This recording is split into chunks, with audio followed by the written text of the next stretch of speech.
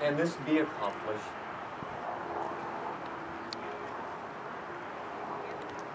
Standing on this platform, many thoughts are traveling through my mind. And as I gaze out over the rolling hills, the gentle valleys, the grasses blowing in the breeze, I can see the markers, the mounds of earth, the wooden boxes. Can there be an explanation for such a scene? Can there be comfort for all the sorrow? Can there be an answer to the many questions? What do you tell a mother to ease the pain of her son not coming home?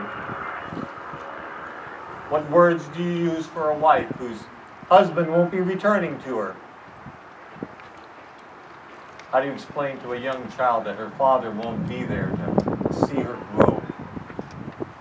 How do you relate that it was for the right reason? That it was for freedom? That it was to preserve the Union? What words do you utter?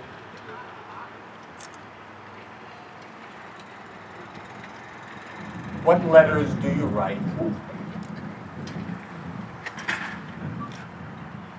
What address do you speak?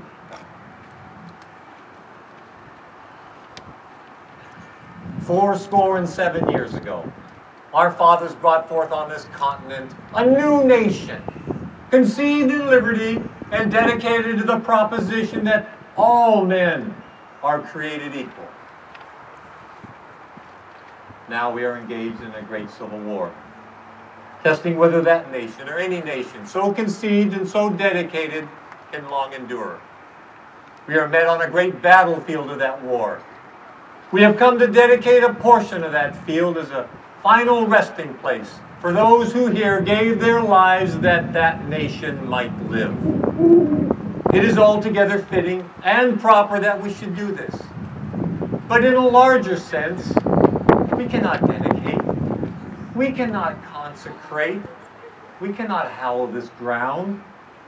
The brave man living and dead who struggled here have consecrated it far above our poor power to add or detract.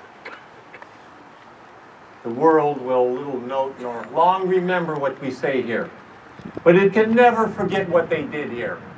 It is for us, the living rather, to be dedicated here to the unfinished work which they who fought here have thus far so nobly advanced. It is rather for us to be here, dedicated to the great task remaining before us, that from these honored dead we take increased devotion to that cause for which they gave the last full measure of devotion. That we here highly resolve that these dead shall not have died in vain, that this nation, under God, shall have a new birth of freedom, and that government of the people, by the people, for the people, shall not perish from the earth.